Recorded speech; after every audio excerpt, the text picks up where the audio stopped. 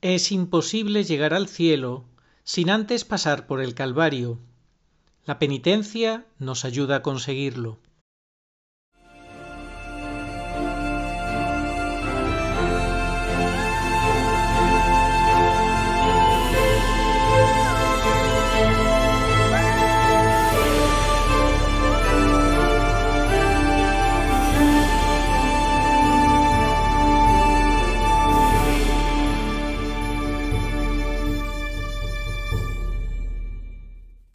Muy buenas, saludos cordiales en Cristo y María. El miércoles de ceniza, el tiempo de Cuaresma está ya aquí encima de nosotros. 40 días para hacer penitencia, sacrificios, ayunos, oraciones, limosnas. ¿Qué más? Bueno, cada uno como mejor pueda y sepa, pero para ayudarnos en todo esto viene Pablo González y hoy nos va a hablar específicamente de la penitencia, pero también de todo lo que le rodea, de todo esto que os acabo de decir, porque son conceptos todos muy relacionados entre sí, muy similares, y que tal y como él nos da las explicaciones vamos a entender perfectamente. Es muy importante porque la Virgen ha insistido hasta la saciedad, y la palabra de Dios, el Evangelio es claro: quien no haga penitencia perecerá, si no hacéis penitencia todos pereceréis. Así que vamos a ver si conseguimos hacerlo con la gracia, por la gracia de Dios. No se trata de caer en el voluntarismo, no se trata de imponernos cargas por encima de nuestras fuerzas, no, se trata de corresponder a la gracia, movidos por la gracia, corresponder a la gracia. Esto es fundamental entenderlo, por eso muchas veces, para saber si tenemos que hacer ayunos o no, o cierto tipo de penitencias y sacrificios, es bueno el don de consejo, pedir consejo, discernimiento a un sacerdote bueno. Esto es lo difícil hoy en día, encontrar buenos sacerdotes, porque yo en toda mi vida nada más que he encontrado uno que le haya escuchado hablar de la bondad del ayuno a pan y agua, por ejemplo. Pero en fin, que cada uno trate de buscar ayuda para discernir cómo puede hacer en esta Cuaresma para vivirla de una forma lo más provechosa y digna posible, grata al Señor. La cruz, en ella estuvo clavada nuestra salvación. El distintivo del cristiano es la cruz, el crucificado, el signo del amor redentor de Dios, que vino a redimirnos del pecado, que es nuestro principal enemigo, prácticamente se puede decir el único enemigo, porque todos los demás enemigos del alma están al servicio del pecado, para convertirnos en pecadores. Y vencemos al pecado cuando no huimos de la cruz, cuando nos abrazamos a la cruz. Es una gracia que tenemos que pedir: abrazarnos a la cruz, amar la cruz, sufrir con Cristo, morir al pecado, crucificarnos con Cristo, porque es doctrina segura, lo enseña San Pablo: si sufrimos con Cristo, reinaremos con Él. Por eso nosotros no esperamos soluciones mágicas de Dios de ningún tipo. Estamos dispuestos a todo con tal de seguir a Cristo hasta el final, hasta el último aliento de nuestra vida, porque sabemos que la gracia y la misericordia de Dios no nos faltarán. Vamos ya a escuchar a Pablo González, que es muy interesante, interesantísimo, todo lo que él nos presenta hoy. Adelante, Pablo. Buenos días, Arturo. Encantado de saludarte y estar aquí de nuevo en tu programa. Bueno, pues sabes que es un tema que nos ha venido ocupando en nuestras conversaciones desde hace tiempo. Yo estoy encantado de poder aportar mi granito de arena, pero es un tema importante en vísperas de la Cuaresma. Vamos a hablar de la penitencia en general. Y bueno, pues un poco a modo de anécdota te puedo decir que empecé a trabajar en este programa el 11 de febrero, que fue el día de la Virgen de Lourdes, que sabemos que se aparecía a Santa Bernadette en 18 ocasiones, siendo en la octava aquella, luego ya lo desarrollaremos, aquella en la que dijo aquello de penitencia, penitencia, penitencia, por 3 veces. Y bueno, dando un salto en el tiempo, nos encontramos también que en una de las apariciones marianas más importantes, junto con la de Lourdes, también en el texto divulgado por la Santa Sede en el año 2000, acerca del tercer secreto, es muy mencionable registrar el hecho que nos presenta esa descripción de un ángel con una espada de fuego dispuesto a lanzar sus llamas contra la humanidad reunida a la vista de Nuestra Señora. Y en ese momento la Virgen María, con el fulgor que salía de sus manos, extingue ese fuego, pero el ángel, señalando además la tierra con su mano derecha con voz fuerte, dijo: penitencia, penitencia, penitencia. otra vez por 3 veces, ¿no? Y la escena siguiente es la de una ciudad semidestruida. Todo, desde luego, bastante, creo, significativo, ¿no? Acerca de la importancia de lo que es la penitencia en la vida del cristiano, que es lo que vamos a tratar en este programa. Fundamental. Muchísimas gracias por esta introducción que nos haces. Muy clara tus palabras, Pablo. Es fundamental, la Virgen nos viene advirtiendo, de hecho luego nos recordarás incluso las palabras del Evangelio, que nuestro Señor, y es palabra de Dios, dice que sin penitencia pereceréis todos. Y yo te quiero hacer unas preguntas así ya para ir abriendo boca, que tenemos aquí anotadas. ¿Qué nos pide concretamente nuestra Madre con tanta insistencia? Primera pregunta podría ser esa. ¿Qué nos pide con tanta insistencia nuestra Madre? ¿Es lo mismo conversión que penitencia? ¿Qué sacrificios podemos hacer? ¿Son 3 cosas distintas? ¿O en realidad es una sola?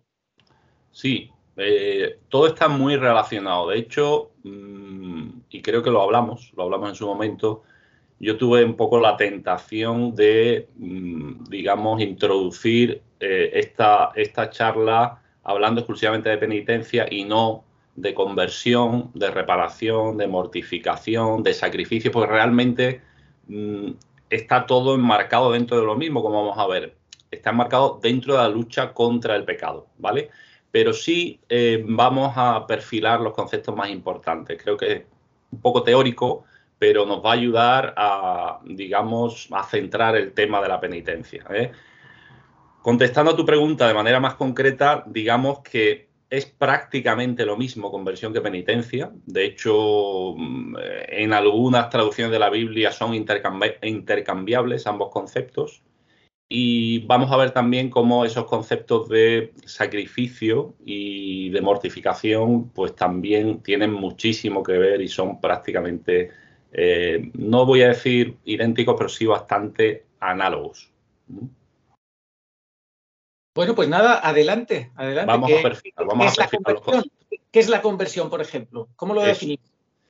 Vamos a ver, mira, la conversión, dicho de manera sencilla, apunta a la idea sobre todo de cambiar de rumbo, de hacer marcha atrás, es decir, arrepentirse y volviendo uno sobre sus pasos, regresar al Padre, es decir, enmendarse.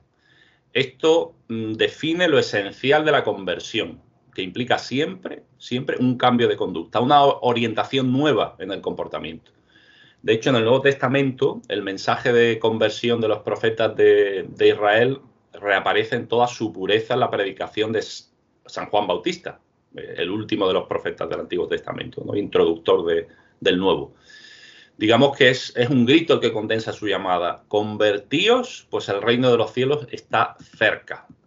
También se puede traducir, como tú sabes, por arrepentíos.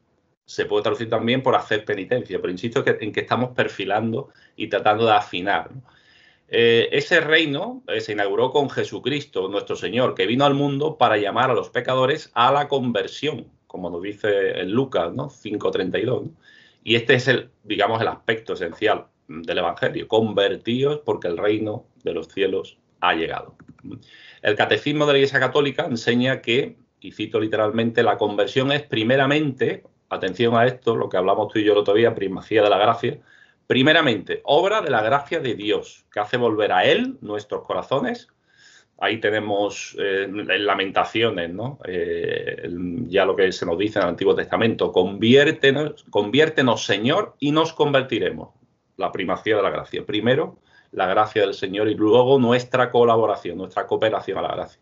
Movidos también por la gracia de Dios. Movidos efectivamente, también. Para que no seamos pelagianos. Es totalmente muy buena aportación al respecto, porque efectivamente aquí hay que afinar muchísimo, ¿eh? Sí. Sí, exacto. Ojalá un día podamos hacer un programa exclusivamente sobre la primacía de la gracia de Dios, tan importante, que no significa que seamos protestantes solo la gracia. Efectivamente. Y bueno, en un numeral del Catecismo también se nos dice que Dios es quien nos da la fuerza para comenzar de nuevo, ¿no? Entonces, la respuesta humana a esta gracia, que nos viene antes, siempre, que está antes que nuestra cooperación, es el proceso de la conversión y de la penitencia, ¿no? Que fue descrito maravillosamente por nuestro Señor en la parábola del Hijo Pródigo, ¿no? Cuyo centro precisamente es el Padre misericordioso, ¿no? Es decir, sea como fuere, Arturo, aunque la conversión nace del corazón, no se queda encerrada en el interior del hombre, ¿no? Sino que fructifica en obras externas, poniendo en juego a la persona entera, su cuerpo y su alma. Uno no se puede oponer al pecado en cuanto ofensa a Dios, sino con un acto verdaderamente bueno. Estos actos son las obras de penitencia, por eso está todo tan relacionado, con las que el pecador se arrepiente de aquello con lo que ha contrariado la voluntad de Dios y busca activamente eliminar ese mal con todas sus consecuencias. Y en eso consiste precisamente la virtud de la penitencia, que es el concepto que vamos a examinar ahora. Sí, me quedo con ya una primera idea importante que acabas de decir. Se trata de oponernos al pecado, luchar contra el pecado. Todo va de eso, ¿verdad? Todo va de eso, todo va de eso. Mortificación, reparación, expiación, Sí. satisfacción, conceptos ya más teológicos, ¿no? Pero es que vamos a liarla demasiado y vamos a perfilar los más importantes, ¿no? Pero todo va de eso que tú acabas de mencionar. Sí. Fundamental, y en Cuaresma vamos a tener, por así decirlo, pues una intensidad de gracia para entrar en ese ámbito. Es fundamental tenerlo presente, porque sin penitencia es que, en fin, vamos mal. Es que hay un tema, y es que no es que tengamos que obsesionarnos con el pecado, tenemos que centrarnos en el amor, pero el gran problema es decir, en el amar en la verdad, verdaderamente. Pero claro, como hoy en día el mundo ha conseguido confundir a la gente y hacerles creer que el pecado mortal es amor, pues claro, ahí viene el gran problema, ¿verdad? Es el grandísimo problema, porque estamos hablando nada más y nada menos que del pecado contra el Espíritu Santo, el que no tiene perdón, al confundir el bien con el mal y el mal con el bien.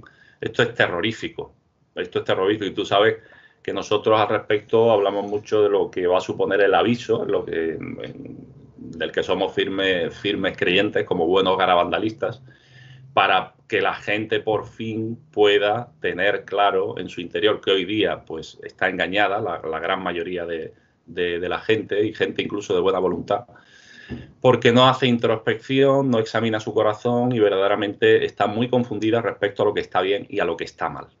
Sí. Y eso lo vamos a ver de manera más detallada precisamente cuando hablemos específicamente de la lucha contra el pecado. Bien, seguimos. Entonces, la penitencia. ¿Qué podemos decir de la penitencia? La penitencia, sí, mira, la penitencia es, de acuerdo con lo que hemos dicho acerca de los actos de penitencia dentro de la conversión, es el conjunto de actos interiores y exteriores dirigidos a la reparación del pecado cometido y el estado de cosas que resulta de ello para el pecador. Citando al catecismo, y abro comillas, la penitencia interior es una reorientación radical de toda la vida, un retorno, una conversión a Dios con todo nuestro corazón, una ruptura con el pecado, una aversión del mal, con repugnancia hacia las malas acciones que hemos cometido. Al mismo tiempo, comprende el deseo y la resolución de cambiar de vida con la esperanza de la misericordia divina y la confianza en la ayuda de su gracia. Esto es puro catecismo. Muy bien. Yo entonces me voy a quedar con esta frase que has dicho al principio, que lo resume todo: actos interiores y exteriores dirigidos a la reparación del pecado cometido. Eso es. Y ahí entra la tríada penitencial célebre, o la tríada penitencial, por así decirlo, pues tradicional dentro del catolicismo, ¿no? Que es la de la oración, el ayuno y la limosna. Son las tres formas básicas que expresan la conversión con relación a uno mismo, con relación a Dios y con relación a los demás. Entonces, a esas tres formas se reducen de un modo u otro, todas las obras que nos permiten rectificar el desorden del pecado, ¿no? La Reina de la Paz en Medjugorje, Nuestra Señora, no se cansa de llamarnos precisamente a la oración, al ayuno y al amor mutuo. Y nos lo repite muchísimo. Queridos hijos, orad sin cesar, que es puro evangelio, orad sin interrupción, dice San Pablo, y preparad vuestros corazones con penitencia y ayuno. Ahí está la predicación de nuestro Señor, ¿no? Entonces, la Iglesia nos impulsa a las obras de penitencia, especialmente en algunos momentos, como sabemos, ¿no? Es decir, los tiempos y días de penitencia a lo largo del año litúrgico son momentos fuertes, que llama el catecismo, ¿no? En la práctica penitencial. Estamos en vísperas de ellos y conviene pues tenerlo presente y recordarlo, ¿no? La Santísima Virgen en Medjugorje, en uno de sus mensajes, uno del 86, dice: queridos hijos, esta cuaresma debe ser para vosotros un estímulo especial para el cambio de vida. Os invito a la conversión personal. Yo creo que esto nos lo dirige a todos, aunque esto se dijera en el año 86, hoy más que nunca, y habida cuenta de que todo se ha grabado en todos los órdenes, pues creo que esa invitación reviste una importancia y una gravedad, un peso particular, ¿no? Entonces, eso en cuanto a la penitencia.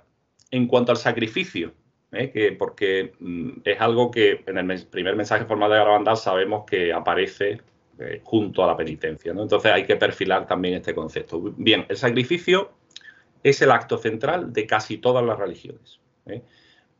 Evidentemente, en cada religión el sacrificio recibe un significado particular. ¿Qué es un sacrificio? Pues esencialmente una ofrenda de amor, un sufrimiento aceptado por amor.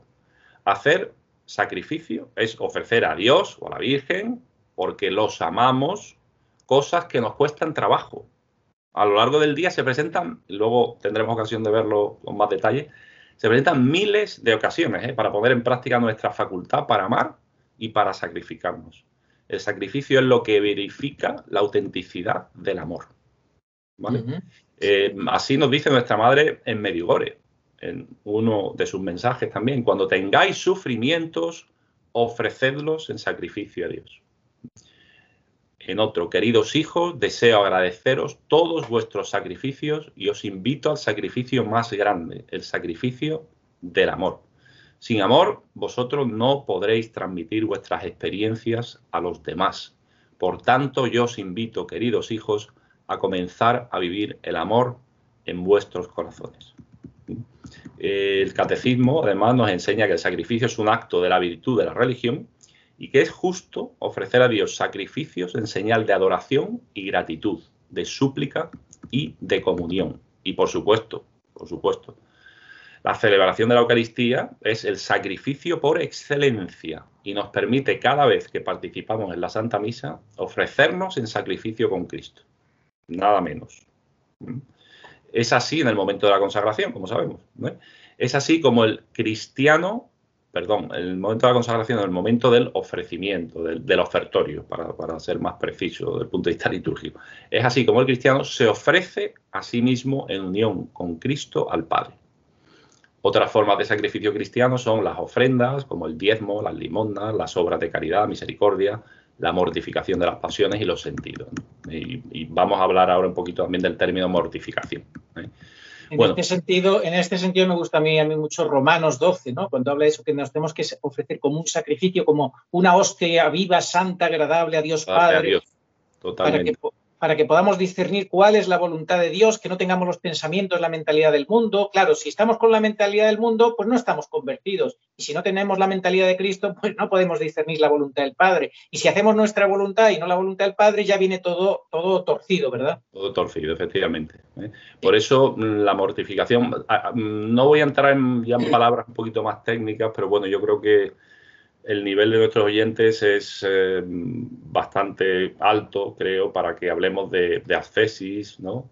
Porque realmente también la ascesis lo coge todo, ¿no? Todo engloba todo esto, ¿no?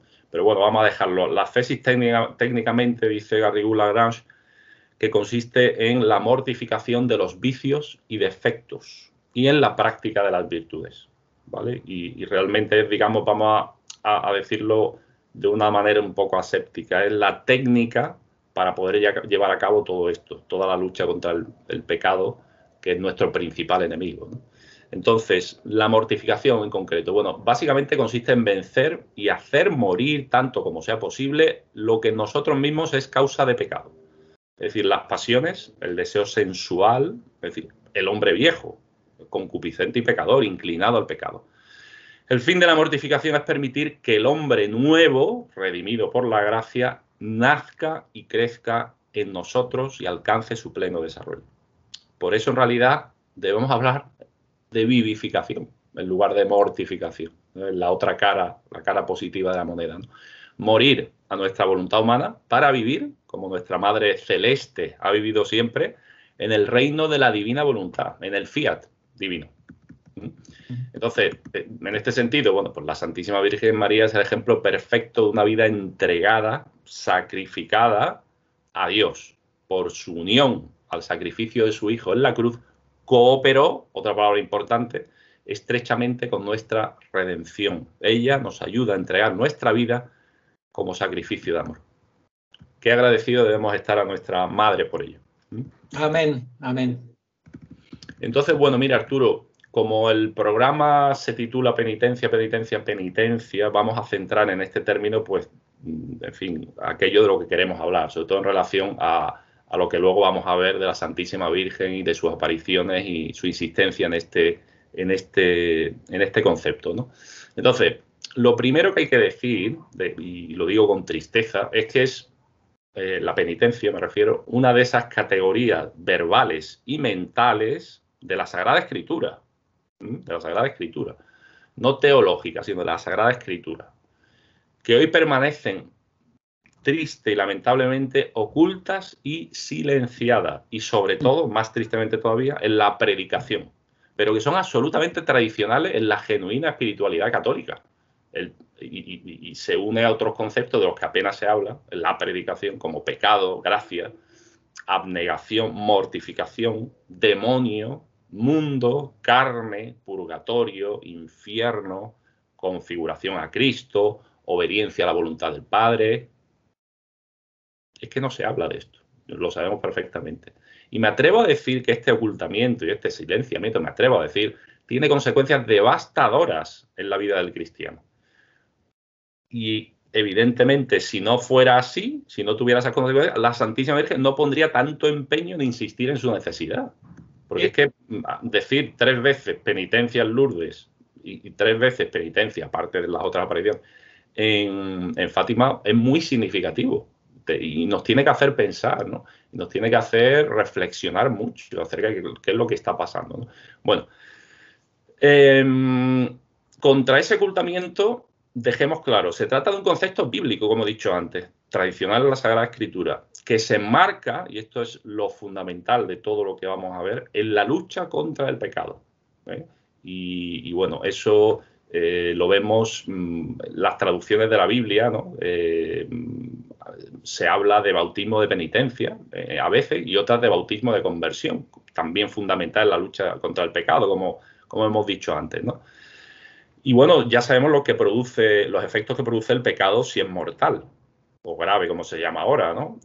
La separación del hombre de Dios, le arranca del cuerpo místico de Cristo, se pierden todos los méritos adquiridos por las buenas obras, todos los méritos adquiridos por las buenas obras, aunque la vuelta a la gracia puede hacerlos revivir, y el pecador, sujeto ya al demonio, se hace merecedor de la condenación eterna. Así es. Fíjate si es importante luchar contra el pecado. Totalmente, Pablo, y has sido incluso generoso porque has dicho que hoy en día al pecado mortal se le llama pecado grave, pero todavía es peor, le llaman situación irregular. Bueno, sí. Ya Sí, sé a lo es que que te sabes. refieres. Sí, bueno, lo tienes en los documentos de Bergoglio, situación irregular, ¿sabes? En Amoris Laetitia, es que ¿sabes qué pasa? Que juegan con el lenguaje porque saben que a través de la deformación y prostitución del lenguaje nos quedamos sin lenguaje católico y la Iglesia necesita de su propio lenguaje. No puedo estar más de acuerdo contigo, Arturo. No me he debido reír porque no es cosa de risa, pero realmente se trata de algo extremadamente grave. O sea, que desde nuestros propios cuarteles, vamos a llamar así, nos estén hurtando conceptos esenciales absolutamente claves para la salvación eterna. Porque, a ver, ¿el fin de la Iglesia cuál es? Yo es lo que digo siempre cuando discuto con la gente, con amigos. El fin de la Iglesia es la gloria de Dios y la salvación de las almas. Y si tú, digamos, prostituyes los conceptos, estás prostituyendo la religión. O sea, claro. Y entonces, claro, es que estás engañando a la gente. Estás traicionando a Cristo y burlándote de su sacrificio en el Calvario. Traicionando efectivamente a Cristo, que es mucho más grave. Es tremendo, es tremendo. Eso que has dicho es tremendo y desgraciadamente estamos en esta situación, ¿no? Sí, así es. Y bueno, la lucha contra el pecado es tan importante que ya en el Antiguo Testamento nos lo pone como lucha, literalmente. Lo que dice el famoso versículo del libro de Job. La vida del hombre sobre la tierra es milicia, es decir, lucha.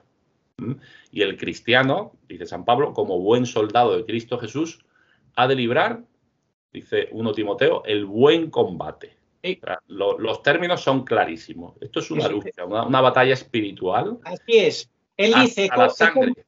Sí, perdona. Él dice, sí, he combatido el buen combate, he conservado la fe. Es decir, el combate es para conservar la fe. ¿Y qué es la fe? Como dice San Pablo en Romanos, la obediencia a Dios. La obediencia de la fe.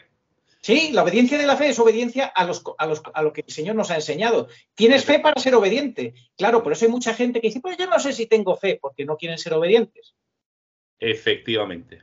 Pero sí, abúndanos en este tema que me parece muy importante que acabas de mencionar y te había cortado, el tema de lo de que no hemos luchado hasta derramar la sangre. ¿Qué es eso? Explica eso, por favor. Bueno, a ver, si es un combate, lo dice San Pablo, ¿no? Es decir, que todavía en mi lucha, le dice, no sé a qué comunidad se está dirigiendo ahora Arturo realmente, estoy hablando de memoria, pero sí que sé que dice que todavía no habéis llegado a la sangre en vuestra lucha contra el pecado. Y les está ahí apuntando el horizonte del martirio. Él mismo fue mártir, él estaba dispuesto a derramar su sangre por Cristo y muchas veces lo derramó porque le hicieron de todo, lo azotaron, en fin, antes de ser decapitado, ¿no? Entonces, bueno, él ahí ya apunta a lo que le espera al cristiano que quiere conservar la fe, como tú dices. Bueno, pues esto es clave, esto que estamos hablando ahora es clave.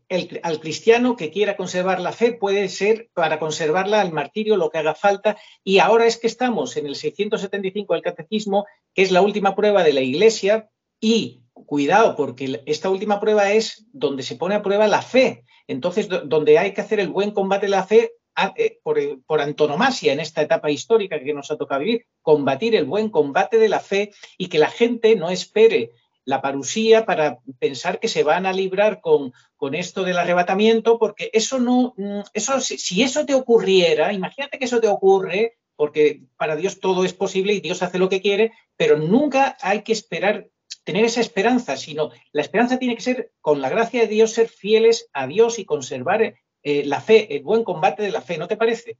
Eso es clave, Arturo, y yo lo suelo comparar, hay dos maneras de, digamos, en sentido figurado, de tener esa actitud clara y bien establecida en tu interior, ¿no? Tú puedes actuar como los vietnamitas en la guerra del Vietnam, algunos vietnamitas que cuando pasaban los enemigos, los americanos, se situaban en el lecho del río con un bambú y respiraban por debajo del bambú. Te puedes quedar ahí, ¿sabes? Diciendo, bueno, a ver, esto va a pasar y yo me quedo aquí, yo sé cuál es la fe íntegra y a mí no me van a engañar. Bueno, vale. Y luego está también la actitud de quien va a combatir directamente contra el enemigo. Ambas actitudes creo que pueden ser legítimas en función de las circunstancias de la persona, porque, bueno, ya ahí va mucho el temperamento, ahí va mucho, por así decirlo, por las circunstancias, yo soy yo y mis circunstancias, como decía el filósofo, pero yo entiendo que cualquiera de las dos actitudes ahora mismo es admisible, ¿no? ¿Por qué? Porque lo importante es conservar la fe. Eso es lo importante. Entonces, tú puedes tener también la actitud de tener el cuchillo entre los dientes, valga la expresión, en sentido figurado evidentemente, y decir, no, yo aquí combato por la fe, y aquí hay una serie de maestros del error, falsos profetas, eso hay que combatirlos también. Eso no te puedes quedar ahí en el lecho del río, ¿vale? Respirando, tú respiras ahí a duras penas, pero estás respirando y estás sobreviviendo. Pero también es que, a ver, la tradición de la Iglesia siempre se ha combatido el error. No solo se ha proclamado la verdad, también se ha combatido el error.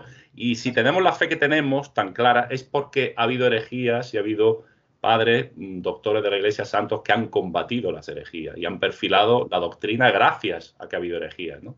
Así es. Entonces, creo que en el Evangelio se dice algo así, ¿no? Es necesario que haya herejes, o portet hereses, dice en latín, es necesario que haya herejes para perfilar la doctrina, ¿no? Entonces sí, es muy importante.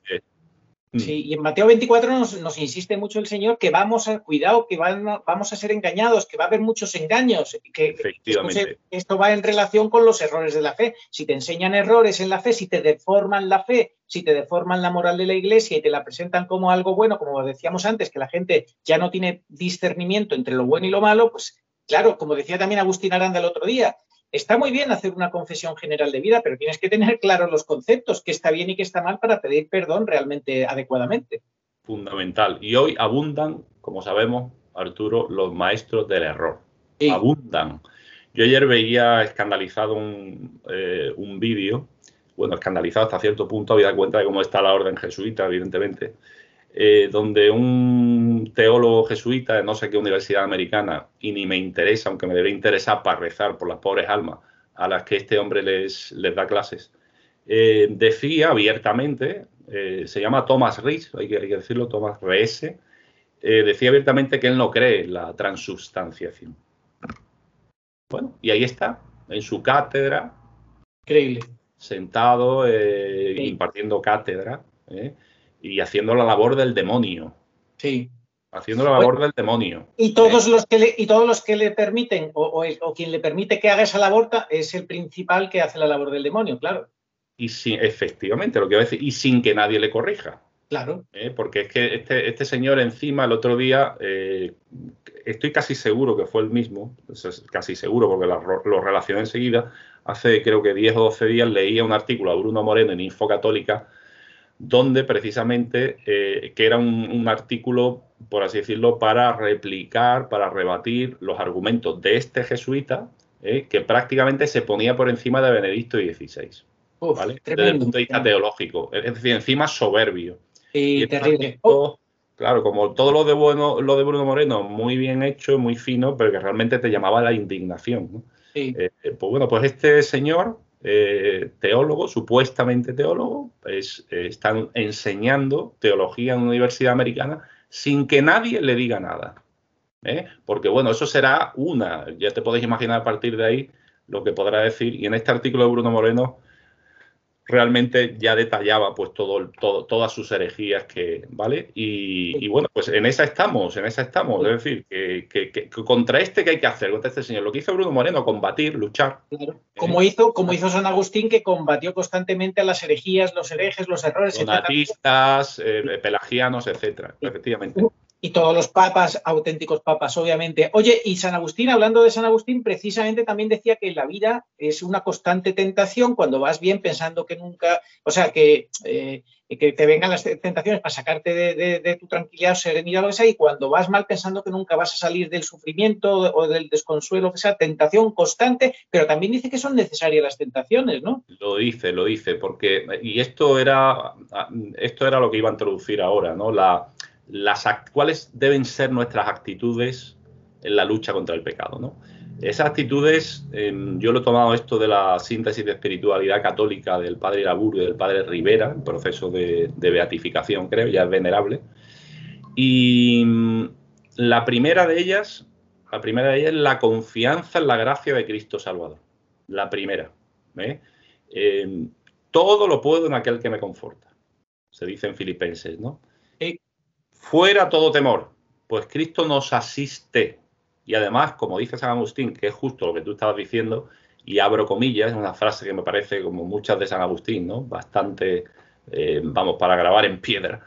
Dice, ya que nuestro progreso espiritual se realiza precisamente a través de la tentación y nadie se conoce a sí mismo si no es tentado, ni puede ser coronado si no ha vencido, ni vencer si no ha combatido. O sea, no puede vencer si no ha combatido, ni combatir si carece de enemigo y de tentaciones. ¿Por qué? Porque nuestro progreso se realiza a través de la tentación, ¿vale? Es decir, entonces, no podemos combatir si carecemos de enemigo y de tentaciones. De las tentaciones, evidentemente, hay que rechazarlas, pero están ahí para nuestro progreso espiritual. Amén. Y luego, junto con la confianza como actitud fundamental del cristiano ante el pecado, otra muy importante, la humildad. Bueno, has dado la clave, sigue, has dado la clave. Importante. Dios resiste a los soberbios, pero da su gracia a los humildes, se dice en la carta de Santiago. Nadie se fíe de su propia fuerza, y el que crea estar de pie, mire, no caiga. Dice San Pablo en 1 Corintios. El padre Abur da un ejemplo que me ha gustado mucho. Dice, a veces Dios permite que un defecto, el mal genio, por ejemplo, humille a un cristiano muchos años, por más que haga para superarlo. Fíjate, por más que haga. Sí. Y solo cuando el cristiano, reconociendo su impotencia, llega a la perfecta humildad, es entonces cuando Dios le da su gracia para superar ese pecado con toda facilidad. Tal cual. Ya no hay peligro de que el cristiano considere esa gracia no como un don, sino como fruto de sus fuerzas. Bueno, buenísimo, buenísimo. Esto es para escucharlo y escucharlo y escucharlo y escucharlo. Es que tiene que ser así. Es que el que se crea algo, siendo que no es nada, dice San Pablo, por Dios, ¿a dónde vas? ¿Qué tienes tú que no hayas recibido? Dice San Pablo. Todo es gracia. Yo creo que esto del mal genio, por ejemplo, yo, por ejemplo, me lo aplico para la paciencia. Yo me aplico el mal genio a mí mismo también. Muchas veces salto y yo quisiera tener mejor genio, pero me falta humildad. Tiene que ser que me falta humildad. Efectivamente, tienes que ante el Señor decir, Señor, estoy vencido, no puedo, me abandono a ti. Así es. Y bueno, una actitud que tiene que ser, pues bueno, muy evidentemente totalmente sincera, que el corazón vea, el Señor ve en ti un corazón sincero. Así es. Reconozcas tu nada y tu impotencia. Tal cual, tal cual. Mira, San Agustín, la gracia, ¿no? Así es que es así. San Agustín insiste también en que toda la vida del cristiano consiste en reconocer que nada es y nada puede. Como dice San Juan capítulo 15, versículo 5, sin mí nada podéis. Es que mientras uno eso no lo tenga clarísimo, y además si eso verdaderamente lo tuviéramos interiorizado, nos ayudaría en nuestra relación con el prójimo. Cuando vemos tantos defectos en el prójimo que nos hacen daño, que nos duelen, pero si no es nada, si tú ya sabes que tú no eres nada y esa persona no es nada, si no se apoya en Cristo, ¿qué esperas? Tal cual, tal cual, tal cual, tal cual. Bueno, pues esas son dos actitudes que tenemos que tener muy, muy en cuenta para luchar contra el pecado. Las repito, confianza, humildad, pero luego también tenemos armas que nos hacen poderosos en Cristo Salvador para confundir y ahuyentar al demonio, que como león rugiente sabemos que busca continuamente a quien devorar. Entre esas armas tenemos, por supuesto, la palabra de Dios, los sacramentos, evidentemente, los sacramentales, y por supuesto, como hemos dicho antes, la tríada tradicional penitencial de oración, ayuno, caridad, como forma fundamental para cumplir con el precepto divino de la penitencia. No olvidemos que la predicación del Evangelio comienza por llamar a la penitencia. Fíjate que la plenitud de los tiempos, que es cuando viene nuestro Señor Jesucristo, implica plenitud de conversión. Es decir, convertíos porque el reino de Dios está cerca, dice San Juan Bautista. Y que, como vemos aquí, es palabra equivalente a penitencia, ¿no? A arrepentimiento. La penitencia es presentada, además, como absolutamente necesaria y urgente. Si no hiciereis penitencia, todos moriréis igualmente. Todos vamos a ser aplastados bajo la torre de nuestros pecados. Como los de la torre de Siloé que decían, a esto se refiere, este es el contexto de esta frase de nuestro Señor, ¿no? Es el momento de preguntarse ahora ya el porqué de esa necesidad y de esa urgencia. Y yo creo que esa urgencia es todavía mayor hoy, vamos, yo no sé si es una palabra más fuerte de urgencia, absolutamente urgente, ¿no? Y desde luego lo que nos encontramos es que basta abrir el Evangelio para comprender con San Juan Bautista que el primer paso en el camino del hombre hacia la salvación es el de admitir su condición de pecador. Absolutamente. Quien no admita su condición de pecador, como dice también la palabra de Dios San Juan, es un mentiroso. Y además no se cumple en él la primera bienaventuranza. Dichosos los pobres de espíritu, porque de ellos es el reino de los cielos. ¿Quién va a recibir al Redentor? El que se reconoce pecador necesitado de redención, claro. Exactamente. Pero claro, Arturo, ¿cuáles son los tiempos que nos ha tocado vivir? Sí. ¿Cuáles son los tiempos? Hemos aludido ya algo a eso, ¿no? Pues son los tiempos en los que, como decía Pío XII, Papa Santo donde los haya, aunque no haya sido declarado santo, el mayor pecado del mundo hoy es la pérdida del sentido del pecado. Así es. San Juan Pablo II retoma esta afirmación y señala varias causas. Vamos a hablarlas. Me interesa más la interna, vamos a llamarlo así, porque bueno, si no vamos a hacer un poco de sociología y bueno, Sí, sí, yo creo que evidentemente está en los corazones, producto del modo de vida que tenemos, el oscurecimiento del sentido sí. de Dios, porque oscureciéndose el sentido de Dios se pierde el sentido del pecado. El secularismo, que se concentra en lo que es el culto del hacer y del producir, no se preocupa en absoluto del peligro de perder la propia alma. Luego están los equívocos de la ciencia humana que tantísimo daño han hecho, como la psicología, que se preocupa de no poner frenos a la libertad del hombre, la sociología, que tiende a disolver el pecado del individuo en el pecado de la sociedad, la antropología cultural, que agranda los condicionamientos ambientales que son innegables y los históricos. Pero claro, limita tanto su responsabilidad, su responsabilidad que no reconoce la posibilidad de pecar o la ética relativista que niega que puedan existir actos intrínsecamente ilícitos. Así es. Eso Oye, perdona. desgraciadamente se ha infiltrado en la Iglesia, como sabes tú también, Arturo. Bueno, ya, por supuesto, eso está condenado por Juan Pablo II, eso de la ética situacional, pero luego ha aparecido Amoris Laetitia bendiciendo la ética situacional. Pero yo quería comentarte, antes de que sigas, con un concepto que has dicho, el de cuidado con ciertas ciencias humanas como la psicología, que se despreocupa de la libertad humana y muchos psicólogos dan consejos que es animar a la gente al pecado. Entonces, el otro día, pues yo hablaba un poco sobre esto y hubo una psicóloga que me puso un comentario que se molestó, tal.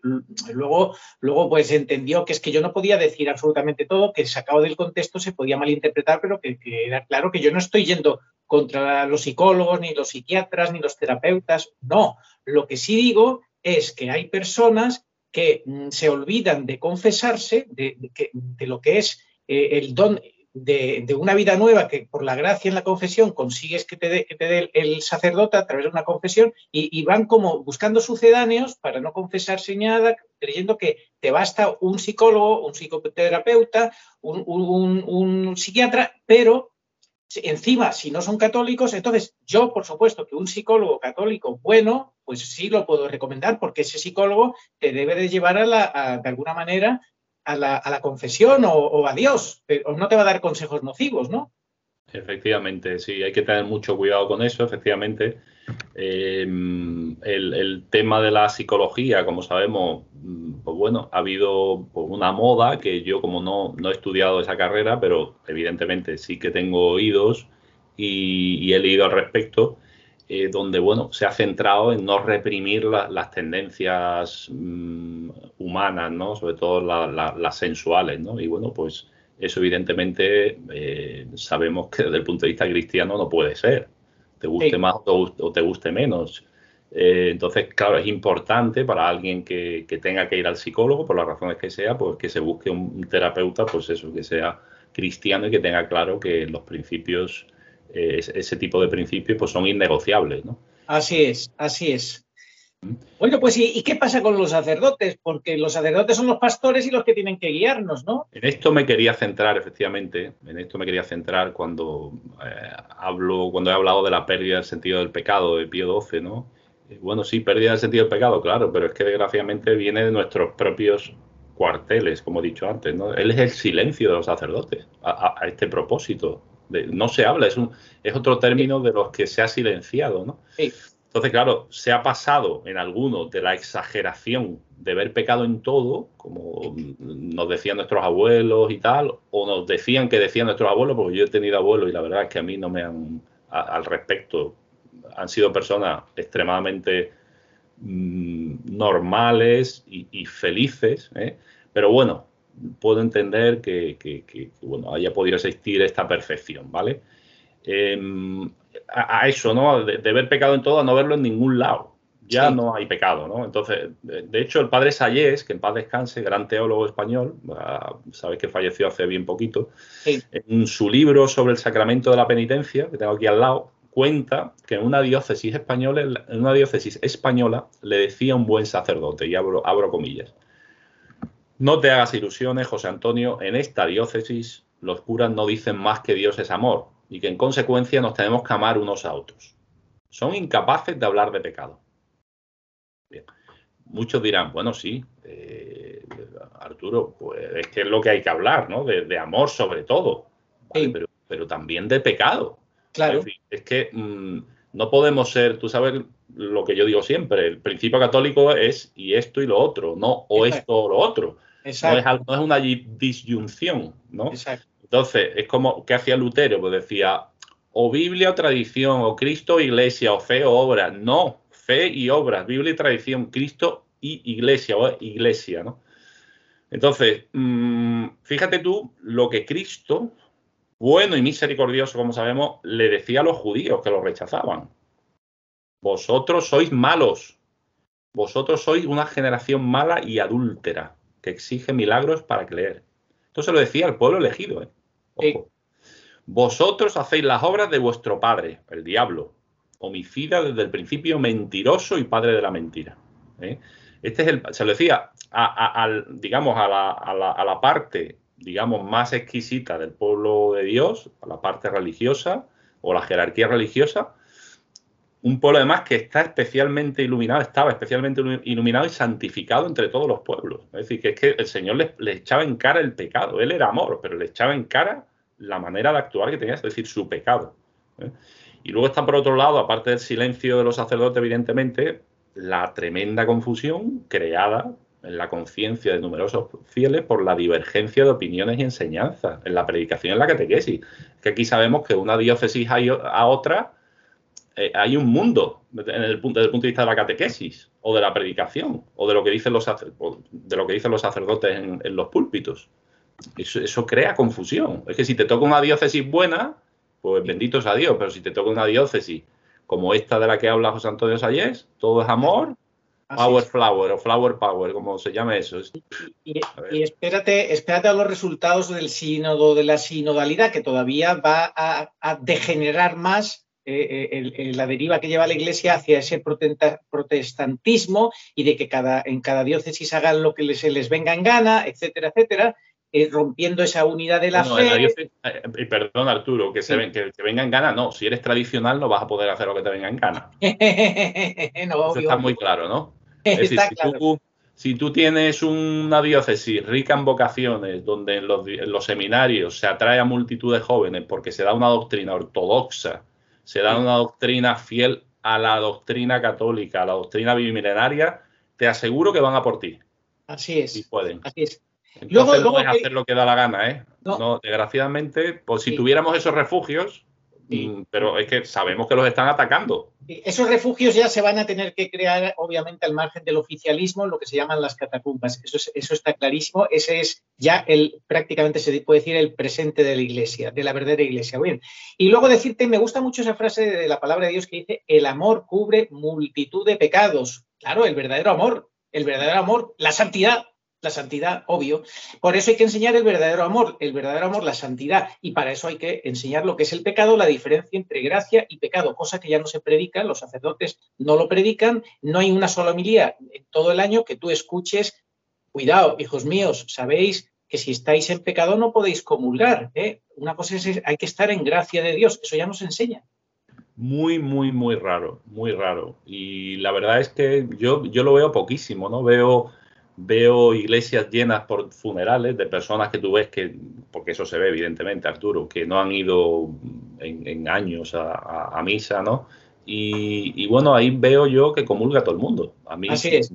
Entonces, en honor a la verdad... ¿Quién es el culpable de que comulgue todo el mundo? El pastor que no les enseña. Evidentemente. Eso debería ser, vamos, algo absolutamente imprescindible en un evento como un funeral. Es decir, por ejemplo, tener que decirlo, o sea, decirlo, pero decirlo antes de la consagración incluso, para que la gente se vaya ya, ¿sabes? Haciendo la idea, ¿no? Así es. Eso, por ejemplo, tú conoces a un sacerdote que ya no está, pero cuando estaba en su parroquia de Marbella, polaco, sí. Que él ponía unas pantallas de vídeo, de televisión, y iba poniendo pues las lecturas y tal, y justo antes de la comunión aparecía, si no estás en gracia de Dios, no vayas a comulgar, confiésate antes. Él siempre avisaba en las misas de esa manera. Tal cual. Yo eso lo he visto varias veces y me encantaba. Porque es que, a ver, estás induciendo, si no dices eso, estás induciendo a la gente a cometer un sacrilegio. Claro, Es que claro. a comer su propia condenación. Claro, con la colaboración del sacerdote, cuidado. Con la colaboración del sacerdote. Entonces a mí me parecía brillante, me parecía, bueno, más que brillante no es la palabra, me parecía absolutamente ortodoxo y como se debe de actuar. Necesario. Necesario. Así es. Entonces, bueno, pues mira, Arturo, tenemos un poquito que plantearnos en este punto el por qué la palabra de Dios insiste tanto en la penitencia.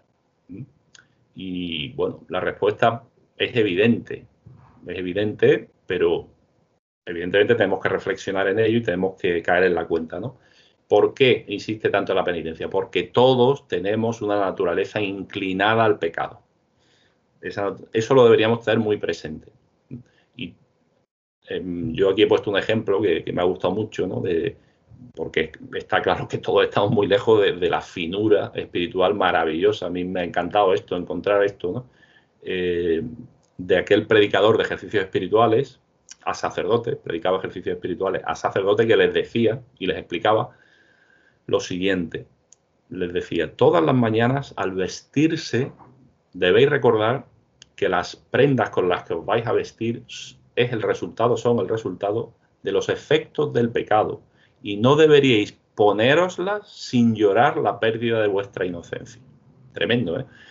Bueno, es cierto que todos estamos muy lejos de eso, ¿no? Pero al menos no olvidemos lo que dice San Juan cuando escribe en su primera carta: si dijéramos que no tenemos pecado, nos engañaríamos a nosotros mismos y la verdad no estaría en nosotros. Más aún, dejaríamos a Dios por mentiroso. Y yo creo, Arturo, que sinceramente cualquiera de nosotros puede hacer suya la confesión de San Pablo. No sé lo que hago, pues no pongo por obra lo que quiero, sino lo que detesto. Esto hago, lo que detesto. Es el pecado que habita en mí, ¿eh? Entonces, tal cual. Oye, y por eso, cuando una persona te dice, yo confesarme, ¿de qué me voy a confesar? Si yo no, la frase esa que se dice siempre, ni robo, ni mato, no necesito confesar. Y yo les contesto, ¿tú qué pasa? ¿Que ya eres un ángel o qué? Exacto. Es la ignorancia religiosa, Arturo. Sí. Es muy triste, pero es así, ¿no? Entonces, bueno, la conclusión irrebatible de todo esto, Arturo, ¿cuál es? Pues que el hombre sin Cristo está perdido. El Concilio de Trento, el Catecismo, el Magisterio nos lo dicen. Por el pecado original, ahora hablaremos un poquito del pecado original, al que se añaden tantos pecados personales, queda el hombre enemigo de Dios, incurre en la muerte, con que Dios antes le había amenazado en el Génesis, y con la muerte en el cautiverio bajo el poder de aquel que tiene el imperio de la muerte, es decir, el diablo. De tal modo que toda la persona de Adán, abro comillas, toda la persona de Adán, por aquella ofensa de prevaricación, fue mudada en peor, según el cuerpo y el alma. Y esto es lo personal, ¿eh? Porque en lo colectivo y social vemos que a la luz de la fe y de nuestra experiencia personal directa, y a la luz también de lo que los medios informativos nos dicen un día sí y otro también, como dice el Catecismo, por cierto, que desde el primer pecado una verdadera invasión de pecado inunda al mundo. Es decir, desde el primer pecado de nuestros primeros padres, pasando evidentemente por el siguiente, que fue el fratricidio cometido por Caín en Abel, pues bueno, y toda la subsiguiente corrupción universal que llega a un clímax en tiempos de Noé, pues imagínate, una marea, una invasión inunda el mundo, ¿no? Entonces, la escritura y la tradición no cesan de recordar la presencia y la universalidad del pecado en la historia del hombre, en la vida de cada hombre y en la de los pueblos. Recordemos que el pecado original, siguiendo el Concilio de Trento, se transmite, esto es importante, desde el punto de vista teológico, el que tenga curiosidad, ¿no? El pecado original se transmite juntamente con la naturaleza humana. Nacemos pecadores por propagación, no por imitación. Es decir, el pecado no consiste en imitar el mal ejemplo de Adán. Cuidado, que desobedeció a Dios, ¿no? Entonces, el pecado original se halla como propio en cada uno, porque se transmite por propagación, se transmite por la propia naturaleza, ¿vale? Bien. No por imitación, por propagación. No por imitación, propagación, lo tenemos como propio, ¿eh? Sí. En nuestra naturaleza, cuando nacemos. Yo recordaba cuando tú antes decías, es que sin Cristo está uno perdido, es que es absolutamente así, seas consciente o no, lo creas o no lo creas, sin Cristo estás perdido, porque fíjate lo que dice también la carta de San Juan, una de sus cartas, cuando dice, todos los que pecan pertenecen al diablo, que es pecador desde el principio, pero Dios Padre nos ha enviado a su Hijo para deshacer las obras del diablo. Entonces, claro, pues ahí tienes la ayuda, la gracia de Cristo. Eso es. Y todo eso, Arturo, todo eso lo sabe muy bien ¿quién? La Santísima Virgen, nuestra Madre, que insiste tanto en la penitencia, en sus apariciones, porque es el camino marcado por su Hijo. Si no hacéis penitencia, todos pereceréis. Eso va dirigido a nosotros. Y ese es un camino, Arturo, que pocos desean recorrer. Es una palabra dura, de las que no gusta oír, bastante impronunciable, por supuesto, en la predicación, pero incluso entre cristianos, ¿no? Fieles, ¿no? El sacrificio, la mortificación, son impronunciables. Es que nadie quiere oírlas. Y Pablo, nadie quiere oírlas porque esta sociedad, como dice el psiquiatra Rojas, promueve el hombre light, el hombre que odia el sacrificio, pero promueve, pues eso, pues nada más que el placer por el placer. Exacto. Y por supuesto, no es que no lleguemos a la sangre en nuestra lucha contra el pecado, como diría San Pablo, no es que no lleguemos, evidentemente que no lleguemos, es que ni siquiera nos gusta oírla, vuelvo a insistir, es que no gusta oírla. Es que ya llega la Cuaresma y ya empezar a oír eso de ayuno, limosna, oración ya te molesta, ¿no? Te turba un poco, ¿no? Sin embargo, la Santísima Virgen todavía busca hijos que la escuchen y respondan a su llamado, diciéndonos cosas importantísimas para nuestra salvación personal y la del mundo, ¿no? Como buena madre preocupada por la suerte eterna de sus hijos. Y esa insistencia, esa reiteración en que hagamos penitencia, son 3 veces el número que representa la divina perfección, ¿eh? Se debe a que estamos viviendo una época de la historia, eso está muy claro, porque lo dice 3 veces, porque estamos viviendo una época en la que los hombres y los pueblos, rechazando a Cristo, han caído de lleno bajo el influjo del diablo, sobre todo en los pueblos ricos descristianizados, de lleno. Y lo estamos viendo casi a diario en las leyes que se están aprobando y las cosas que se están haciendo. Es decir, los horrores del mundo sin Cristo son innumerables. Aquí podríamos estar, pero bueno, vamos a detallar un poquito, ¿no? El siglo XX, el más homicida de todos los que se han registrado en la historia, con diferencia, 2 guerras mundiales, bueno, y el XXI sigue el mismo camino. Es un tiempo homicida además, sobre todo por el aborto, que mata muchos más seres humanos que todas las guerras juntas. Abortos además financiados con cargo nuestro, a cargo de los contribuyentes. Crecen muchísimo las enfermedades psíquicas, los suicidios juveniles, el lobby homosexual imponiendo su ley en campos cada vez más amplios. Aumenta la delincuencia juvenil, la prostitución infantil, uso de drogas, narcotráfico. La lista de males es imposible de detallar, ¿eh? Entonces, en el contexto de algunas apariciones de la Virgen hay que insistir en que la noción de penitencia consiste precisamente en imponernos voluntariamente una privación o en un sufrimiento que se abate sobre nosotros y que aceptamos por amor de Dios, ¿vale? En este último análisis consiste la penitencia, y esto es muy importante, en una participación en los sufrimientos de nuestro Señor Jesucristo, en su pasión y muerte en la cruz, y esta es la clave de todo lo que estamos hablando, ¿no? ¿Por qué tenemos que aceptar la penitencia o pedir penitencia o hacer sacrificios? Porque así contribuimos a salvar nuestra alma y podemos contribuir a salvar la de otros. Sí, San Pablo lo dice, es doctrina segura. Es doctrina segura. Ahora me alegro de mis sufrimientos por vosotros. Así completo en mi carne lo que falta a los padecimientos de Cristo. Fundamental. Colosenses 1:24. Así es, él dice que es doctrina segura, si sufrimos con Cristo, reinaremos con él. Reinaremos con Cristo, efectivamente, es doctrina segura. Es la condición para poder reinar con Cristo, para poder reinar con él, sufrir con Cristo. Sufrir con Cristo, efectivamente. Es decir, Jesucristo quiso asociarnos a los méritos infinitos de su pasión, invitándonos, además dice que es un gran misterio, porque supone que la redención de Cristo es completa. Por eso lo llama Pablo gran misterio. Nos invita a cargar la cruz junto con él, así como el cirineo lo hizo en la subida al Calvario. Sí. con nuestros sufrimientos, aunque sean pequeñísimos, de pequeño valor, unidos a los del valor infinito de nuestro Redentor, nuestros pecados son perdonados y así como ayudamos a pagar las culpas de los demás hombres.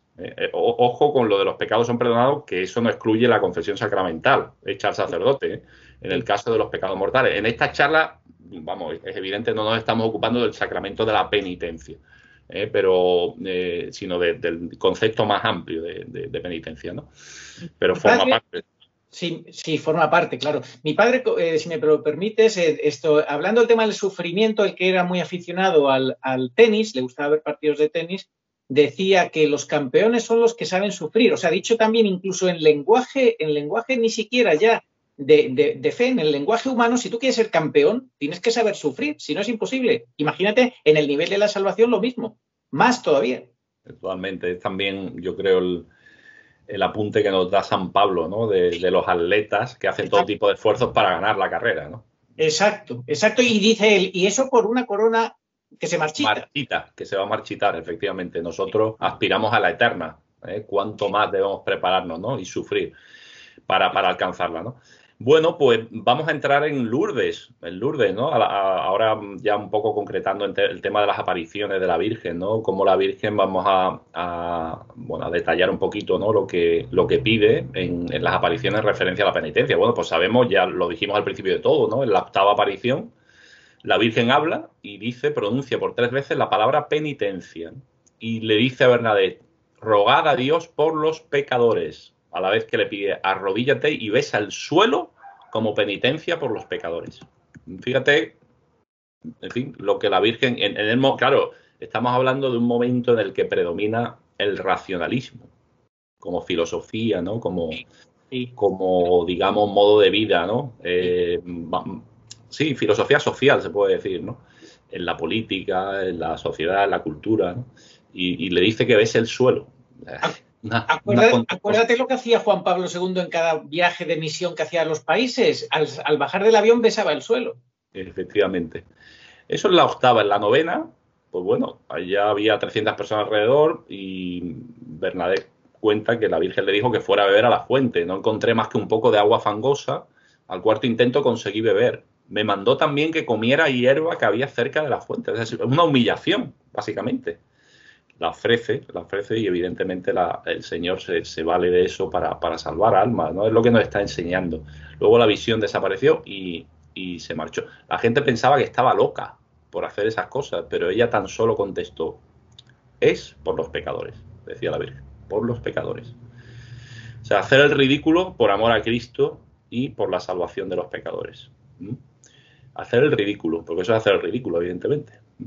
Esa sería una buena pregunta, Pablo, perdona, esa sería una buena pregunta. Y tú y yo, tú que estás viendo este vídeo, ¿tú qué estás dispuesto a hacer? Porque esto fue una pregunta también, con otras palabras, que le hizo la Virgen a los niños de Fátima. ¿Qué estáis dispuestos a hacer para la salvación, para ayudarme en la salvación de los pobres pecadores? Efectivamente, Arturo. Todo eso lo tenemos que interiorizar, pedir al Señor que nos dé luz y actuar, ¿no? Efectivamente, y más en estas vísperas de Cuaresma, sin duda.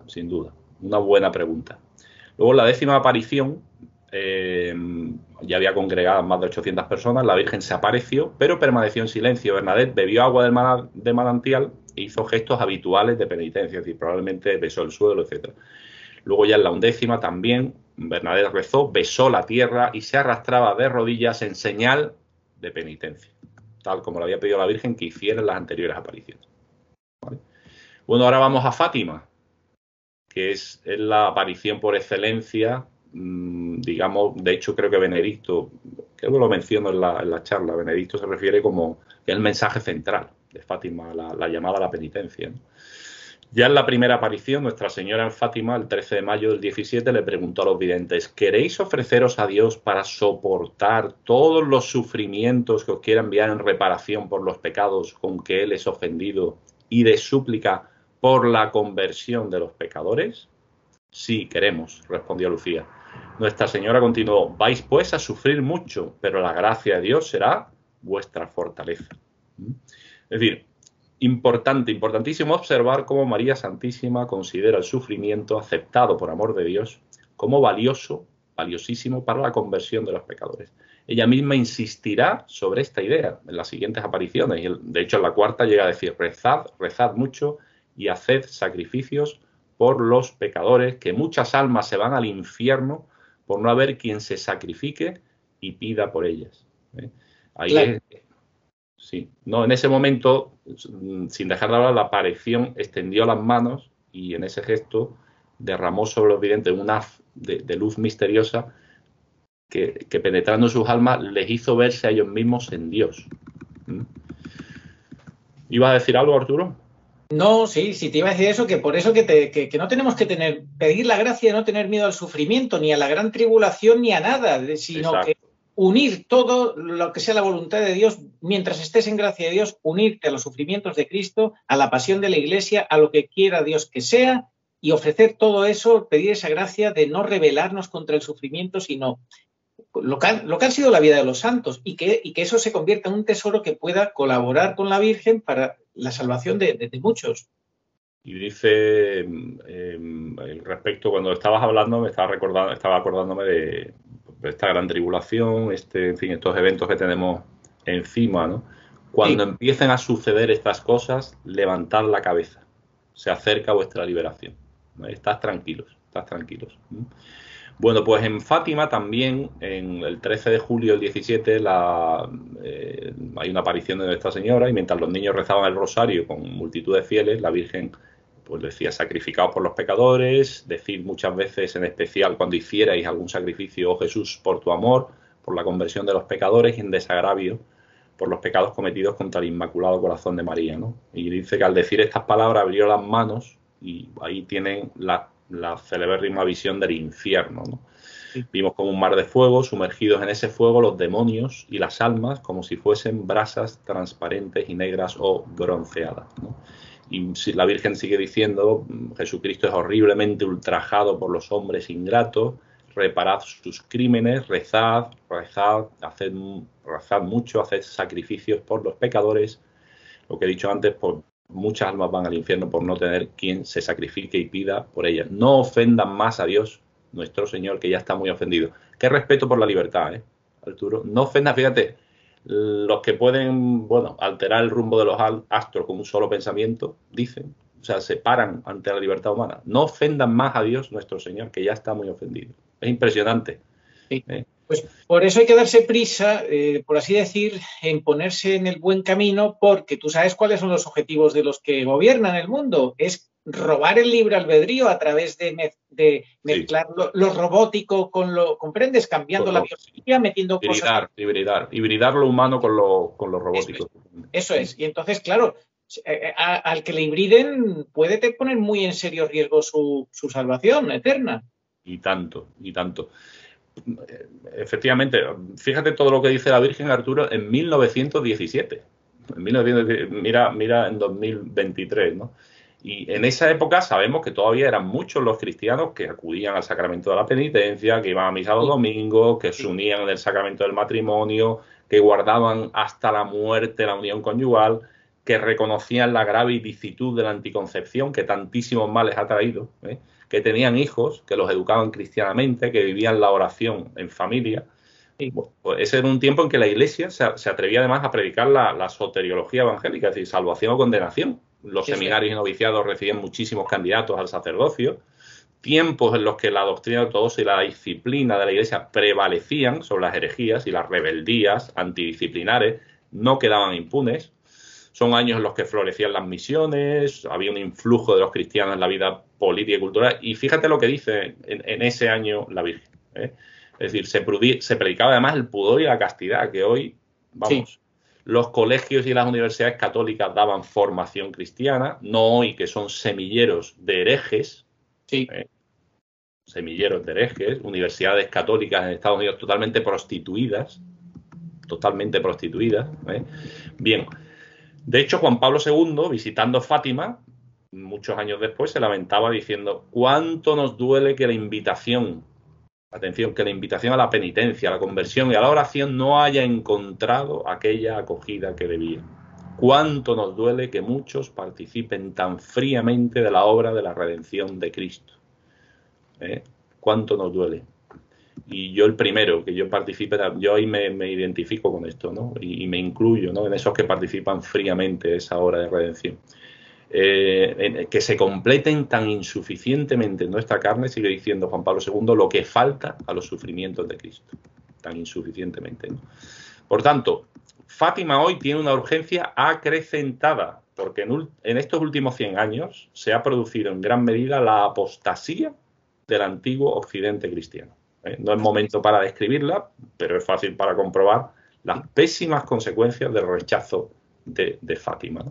Todas las persecuciones exteriores que sufre la Iglesia, todas las infidelidades que se dan en su propio interior, todavía peor. En el mismo viaje decía Juan Pablo II a los periodistas que la mayor persecución de la Iglesia no procede de los enemigos externos, sino que nace del pecado en la Iglesia. Perdón, eso no lo dice San Juan Pablo II, lo dice Benedicto XVI en el 2010. Sí, estamos de lleno en el tercer secreto de Fátima. Totalmente. Más actual imposible, como Garabandal, como Akita. Sí, es que nos lo dijo Benedicto, que el que se crea que Fátima ya está explicitado y resuelto y explicado, se engaña. Se equivoca, efectivamente. Vemos como en no pocas iglesias locales, heterodoxia, degradación de la liturgia, relativismo moral, anticoncepción, aborto, divorcios y adulterio, casi extinción del sacramento de la penitencia, pero también de la confirmación del matrimonio. Ya sabes, por ejemplo, hay regiones de España donde creo que los matrimonios católicos no llegan ni al 20%, Arturo. Sí. Es tremendo, ¿eh? O sea, alguna culpa tendrán que tener los pastores, ¿no? Deberán hacer algún tipo de reflexión, ¿no? O todo lo achacan al secularismo de la sociedad y es que es tremendo, ¿eh? Sí. En fin, vaciamiento de la misa dominical, paralización de las misiones. Claro, como el proselitismo es una barbaridad, según dice alguno por ahí. El peor veneno decía. El peor veneno, pues ya está. Mundanización de las mentes y costumbres. Pero perdona, pero él no se cansa de hacer proselitismo de los conceptos masónicos. De eso no se cansa de hacer proselitismo, ni del relativismo no se cansa de hacer proselitismo. Desgraciadamente. De hecho, bueno, él cuando hablábamos del tema de la ética relativista, ¿no? Él es un gran admirador de Hering, Werner Hering, que es un teólogo que fue condenado por la Iglesia. Si no fue condenado, le fue llamado la atención precisamente por su ética relativista, ¿no? Situacional. La moral situacional, efectivamente. Así es. ¿Vale? Bueno, pues todo eso pone a muchas iglesias locales, evidentemente, en una situación de ruina muy avanzada. Entonces, el mensaje de la Virgen, a mí me gusta mucho esto que he sacado del padre Iraburu Rivera, ¿no? Del padre Iraburu en este caso. Es una llamada a la conversión y es la penitencia la que nos lleva a la alegría, porque hace revivir a Cristo en muchos corazones. Le hace pasar de la enfermedad a la salud, de la muerte a la vida, de la oscuridad a la luz, de la mentira a la verdad, de la infidelidad mundanizada a la gloriosa libertad del mundo propia de los hijos de Dios. Hace posible la difusión del reino, el aumento de vocaciones, la santidad de sacerdotes, religiosos, laicos, la santidad de matrimonios, la fidelidad a la tradición, al magisterio, el rechazo del impudor y la fornicación, de la anticoncepción y el aborto, el esplendor de la liturgia, la unidad interna de la Iglesia. Dice el padre Aburo, es el rechazo de la penitencia lo que debilita y entristece la vida de la Iglesia, lo que la divide, esteriliza, falsifica y arruina. Tal cual. Es que la penitencia es la que nos ayuda a vivir en el Espíritu y uno de los 12 frutos del Espíritu Santo es la alegría o gozo profundo. Y claro, sin ello, pues entonces uno vive en la carne y con todos los frutos de la carne, que es lo que ha dicho al final el padre Iraburu. Iglesia dividida, estéril, falsa y una ruina. Una ruina, efectivamente. Bien, pues vamos a dar un salto de unos cuantos años hacia adelante y nos situamos en Garabandal, donde nuestra madre insiste en el primer mensaje formal: hay que hacer muchos sacrificios, mucha penitencia. Y en el segundo también está la línea de debéis sacrificaros más. Es decir, tanta es la gravedad a la que nuestra madre apela ante quienes verdaderamente la escuchan, que es imprescindible la toma de conciencia que solo una vida penitente y ofrecida puede hacer que revierta la situación.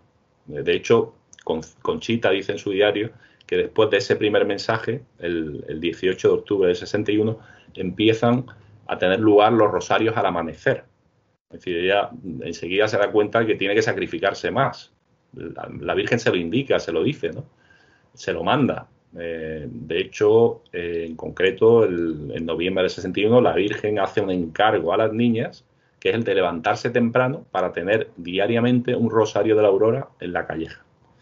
Y Conchita dice en su diario, a mí, dice literalmente, por Semana Santa la Virgen me pidió que fuera a las 5 de la mañana y así fui, porque la Virgen siempre quiere que hagamos penitencia. Así que tú imagínate, Arturo, tú y yo que conocemos Garabandal, lo que es ir a las 5 de la mañana en noviembre a rezar el rosario. Eso no lo hemos hecho nunca, Arturo? Yo por lo menos no. Sí, no, yo tampoco. ¿En qué época decían? ¿En cuándo? En noviembre del 61. Y bueno, esta en concreto es en Semana Santa, es en abril. Abril. Pues claro, bueno, en Semanas antes cuando tenía que hacer eso de salir a las 5, ¿no? Sí, a las 5 de la mañana le pidió hacer un rosario en la calleja, pero sabemos también, Arturo, que porque, bueno, lo hemos comentado en la charla sobre Garabandal hace ya unos cuantos meses, que, por ejemplo, hubo un momento en que ella llegó del hospital, la había llevado a la madre, estaba nevando, y le pidió a la madre subir a los pinos, nevando, y rezar allí un rosario. Esto no es la calleja, es bastante más para arriba. Estas cosas con mentalidad humana no se entienden. No se entiende. De hecho, la madre cuenta que ella la nieve las estaba cubriendo. Y mientras rezaba a la niña, pues ella le quitaba la nieve. O sea, lo cuenta como anécdota, ¿no? Que estaba... O sea, que eso humanamente, efectivamente, no se entiende. No se entiende, no. Es lo que dice San Pablo, el tema de la cruz. Que los enemigos que no lo entienden, que les parece que o los que no tienen fe, el que no tiene una mirada sobrenatural le parece que es locura, escándalo y necedad, todo eso. Creo que dice algo así, Arturo, como que el hombre carnal no entiende esto. No, es también, por supuesto. No, algo así dice, ¿no? Es decir, y yo me estaba centrando ahora en el tema de la cruz, ¿no? El tema de la cruz, pues el no creyente en Corintios lo dice, que para él es escándalo, locura y necedad, pues también se puede aplicar a estas penitencias que nos parecen un escándalo. Pero ¿cómo que una madre va a decir que haga eso? Es un escándalo, una locura. Pero fíjate también qué bonito también cómo Dios acepta nuestros sufrimientos más pequeños, porque en el mismo diario, donde la Virgen le dice que suba a hacer este rosario a las 5 de la mañana, en la aparición de 13 de noviembre del 65, la última, la Virgen le dice a Conchita, iba masticando un chicle, y le dice, Conchita, ¿por qué no dejas tu chicle y lo ofreces como un sacrificio para la gloria de mi hijo? ¿Con qué poco se conforma el Señor para utilizar ese pequeño sacrificio? Sí. Pues bueno, él sabrá cómo, ¿no? Así es, bueno, yo... Dejar un chicle, o sea, no como un chicle. A mí esto me ha servido a veces también, porque me he acordado de esta anécdota preciosa, ¿no? Sí. Y luego la locución de 20 de julio del 63, que se recoge también en el diario, el Señor le dice a Conchita, animémonos mucho con esto, lo que le dice el Señor a Conchita, con tus oraciones y sufrimientos ayudarás al mundo. Con tus oraciones y sufrimientos ayudarás al mundo. Así es. Unos años antes, esto es pura teología, Arturo, porque unos años antes el Pío XII ya había puesto de relieve el valor corredentor de sufrimiento en una grandísima encíclica, Mystici Corporis. Este valor redentor de sufrimiento hoy lo hemos perdido totalmente de vista. Sin embargo, fíjate lo que dice Pío XII. Misterio, que se nos grabe esta frase, misterio verdaderamente tremendo y que nunca se ponderará lo bastante que la salvación de unas almas dependa de las oraciones y voluntarios sacrificios de otras. Salvación de unas almas depende de las oraciones y voluntarios sacrificios de otras. Amén. Bien. Oye, perdona un momento. Simplemente quería recordar que la gente tenga cuidado, que si la niña en Garabandal hace esa penitencia de subir con la nieve y todo eso para rezar, o salir a las 5 de la madrugada para rezar y todo eso, es porque se lo pide la Virgen. Entonces, que no sea una ocurrencia tuya hacer algo parecido. Eso es. ¿Me entiendes? Esto es importante que lo recordemos para que la gente no se ponga penitencias excesivas que no sean queridas por Dios con toda su buena fe y buena voluntad, porque aquí no se trata de voluntarismo. Esto lo vamos a tratar enseguida. Enseguida, Arturo, vamos a hablar de eso. Muy importante lo que tú has dicho. No se trata de voluntarismo, ¿no? Y he querido traer dos polos de penitencia, ¿no? Subir a las 5 de la mañana o subir enfermita a los pinos con nieve. con la pobre madre Aniceta, que era una santa auténtica, y luego dejar un chicle, como un sacrificio. Ambos sacrificios son aceptados amorosamente por el Señor. Bien, entonces, dejamos Garabandal, nos vamos con Akita, ya unos años después. En Garabandal pues ya sabemos la actitud de la jerarquía. En Akita se le hizo caso. La jerarquía sí que aprobó estas apariciones, ¿no? Y ahí la Virgen nos vuelve a decir de nuevo, si los hombres, es que vamos de mal en peor, si los hombres no se arrepienten y no se mejoran, el Padre mandará un terrible castigo a toda la humanidad. Será un castigo más grave que el diluvio, como jamás ha habido otro. La acción del diablo se infiltrará hasta la Iglesia, de forma que se verán lo que estamos viendo hoy. Cardenales oponiéndose a otros cardenales, obispos contra obispos. Lo que estamos viendo hoy. Las iglesias y los altares serán saqueados, lo estamos viendo hoy. La iglesia se llenará de quienes aceptan componendas, lo estamos viendo hoy. Y el demonio empujará a muchos sacerdotes y almas consagradas a abandonar el servicio del Señor. Sin comentarios. Oración, penitencia y sacrificios animosos pueden suavizar la ira del Padre. Aquí remito, Arturo, creo que hemos hablado que se van a cumplir 50 años dentro de nada de la aparición de Akita, y remito a nuestros espectadores para el programa que Dios mediante haremos en no mucho tiempo sobre las apariciones de Akita. Son importantísimas también. Y en Medjugorje, Nuestra Señora nos dice, os ruego que os convirtáis, no os podéis imaginar lo que va a suceder ni lo que el Padre Eterno enviará a la tierra, por eso debéis convertiros, renunciad a todo, haced penitencia. Y añadía, os invito a ofrecer cada uno de vuestros sacrificios con amor. Bueno, pues vamos ya a la conclusión, Arturo, si no tienes nada que comentar. No, sencillamente que en estos mismos años, en los años 70 y 80, también la Virgen en Umbe da unos mensajes fundamentalísimos, especialmente en lo relativo a la infiltración que antes has comentado de la Iglesia, la toma del papado y demás, pero también habla algo de penitencia y sacrificio, todo eso, por supuesto que sí, pero no lo vamos a comentar ahora porque ya tenemos los programas con Agustín Aranda, que a quien no lo haya visto a estas alturas le recomiendo que los vea. Pues sí, cuando quieras concluimos. Pues mira, Arturo, más que con una conclusión, me gustaría terminar con una pregunta a todos nuestros espectadores, a todos los que nos escuchan. Pregunta que es a la vez una solicitud, que es la solicitud de nuestra madre, no la de Pablo ni la de Arturo. Y esa pregunta, esa solicitud es, en vísperas de la Cuaresma, ¿queréis ofreceros a Dios para soportar todos los sufrimientos que Él quiera enviaros como acto de reparación por los pecados con los que Él es ofendido y por la conversión de los pecadores? Esa es una solicitud que la Virgen nos hace a cada uno. Y más en estos tiempos. Estamos en víspera de algo muy gordo, como todos sabemos. Sí. Y bueno, como decía el cardenal Ratzinger, estas son palabras de Fátima, como sabemos, como hemos leído, cuando era prefecto de la Congregación para la Doctrina de la Fe. La palabra clave del tercer secreto de Fátima es la triple llamada a la penitencia. Y yo personalmente, y modestamente, evidentemente, creo que es el hilo conductor de las apariciones en el último siglo y medio. Entonces, está claro que estamos en una sociedad que tiene como principal objetivo la mayor calidad de vida. Es una palabra que se ha vuelto inusual, impropia, más que impropia, que la gente no quiere oír, ¿no?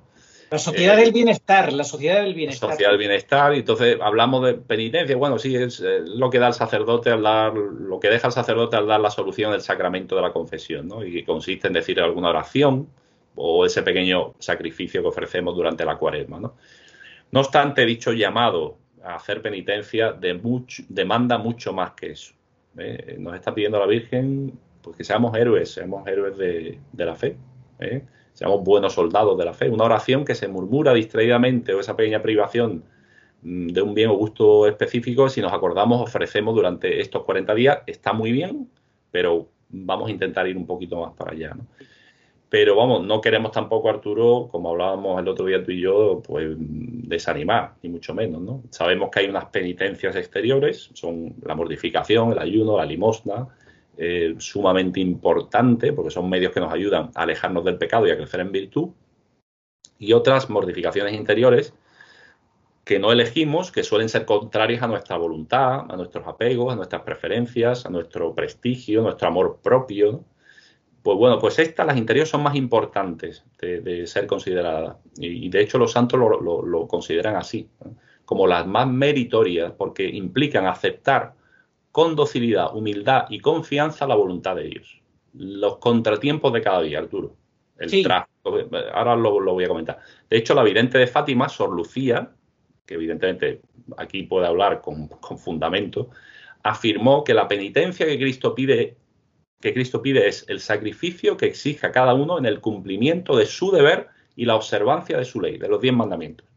Como también le reveló la Virgen a Sor Pierina, la penitencia no es más que aceptar voluntariamente todas nuestras cruces diarias, por pequeñas que sean, y aceptarlas con amor. Repito, la penitencia no es más que aceptar voluntariamente todas nuestras cruces diarias, por pequeñas que sean, y aceptarlas con amor. Y yo, repasando, bueno, El camino de la infancia espiritual, es un librito que tengo sobre Santa Teresita, ¿no? Y sus reflexiones al respecto, ¿no? Fíjate lo que dice esta grandísima santa, ¿no? Las maceraciones de los santos, es decir, los sacrificios, vamos, increíbles, ¿no? Que vemos en algunos santos, no se han hecho para mí, decía ella, ni para las almas pequeñas, las cuales deben seguir el camino de la infancia espiritual, en el cual nada sale del ordinario. Es decir, no creamos que practicando solamente las pequeñas virtudes escondidas, las que hemos hablado, no podremos llegar a la santidad. Sí podemos llegar a la santidad. Al contrario, por este camino, como dice la Santa Teresita, estamos más seguros de tropezar con ilusiones que nos engañen o nos pierdan. ¿Vale? Es decir, por esa vía del ordinario, que es la de la Santísima Virgen, también, ¿eh? No tendremos ese peligro. Estamos más seguros ante los tropiezos con esas ilusiones, por considerar que, bueno, al hacer estas maceraciones tan absolutamente extraordinarias, pues nos va a iluminar el Espíritu Santo en algún momento mucho más que al resto, ¿no? Cuidado con eso, ¿no?